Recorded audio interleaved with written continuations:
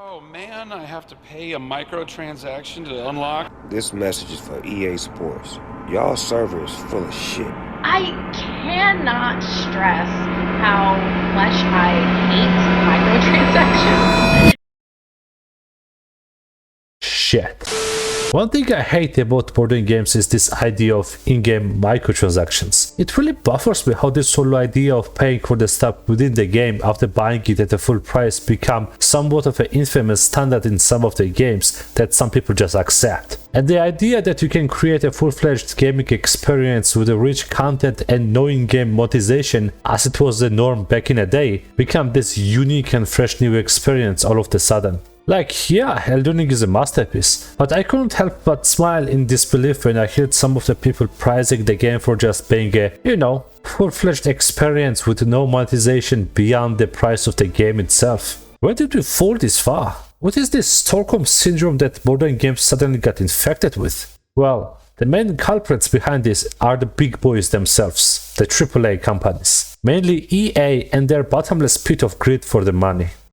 Gaming industry is a business, yes, but it is a business that creates an art that is games, which offer endless hours of entertainment, connectivity, and experience that may be unobtainable in real life for some people. Games have special place for me, as they have to the most of us, which makes me even more pissed off when the companies like EA try to monetize on them. They don't care about what players think or feel when they release their half-assed, unfinished, junky games, because they only see us as a potential bags of money they can grab on with their half-finished products. Companies like EA mainly do this by creating, and I quote, live service games. The recent atrocity that is a Diablo Immortal is a great attestment to that. That thing cannot be called a game. It is simply a bottomless pit that is dressed up as a game that keeps on swallowing the money. Hell, someone actually tested how much it would take to fully upgrade the character on Diablo Immortal, and it ended up at a price of 500k. 500,000 bucks, people. And now I just hate the fact that some people actually spent that much money and even more on this junk and supported the bastards who made this game that way to begin with. Even gambling at a local casino with the sketchy people is far better option than touching this black hole of the game, because at least in gambling you have a chance, although small, to win something. That said, Diablo Immortal is just a recent disgrace of a game that happened. The long-running role of being a greedy asshole still belongs to EA. We all remember the shit show they pulled with the Starwars Battlefront 2 back in the day. But unfortunately that is just the icing on a cake when it comes to the stuff they pulled on us. To name a few, we can start with Anthem, which had a great potential but non-existent execution, because let us all be honest here, they didn't work on a damn game at all. Next comes Battlefield 5. Which pretty much was missing half the game at launch, but continuously pushed the propaganda of cyborg women in the era of World War II in its stand. And we really don't need to talk about FIFA, where you have to pay with real money to get the bloody football player you know and love to play with. Also Madden, do you mean the same uncooked game they have been releasing 3-4 years straight without hint of shame? Yeah, Angry Joe will speak on that. You done fucked it up! Fix this shit! Now! Or do you guys wanna talk about Need for Speed Payback, where you had to buy stupid cards with the real money to upgrade your core, or the recent disaster that is a new Battlefield?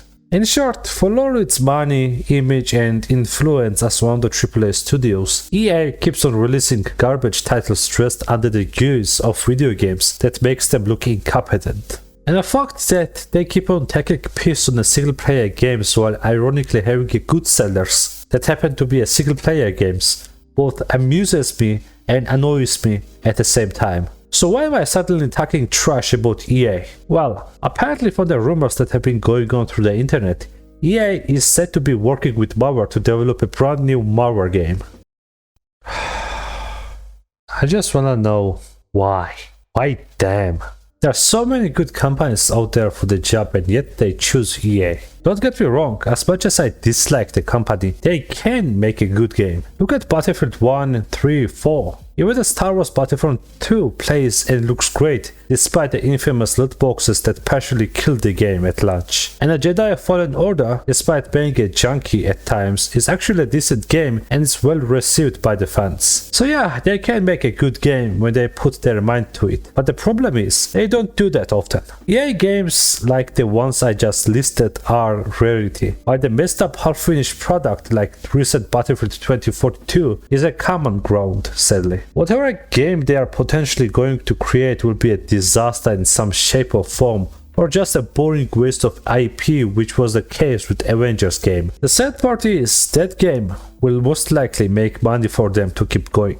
Whether it be some child who likes to use their parents' wallet secretly, or some online influencer who likes to spend a lot of money on the hot garbage for the sake of entertaining his viewers, the game will make money one way or another. I just want people to finally learn their lesson. Stop supporting those types of companies. If this game really turns out to be another money-swallowing trap disguised under the title of live service game, please, for the love of God, don't. It's too late! What? They already got the money, dude. What you mean? They announced the game last night and shit ton of people already pre-ordered it on Steam. Son of a...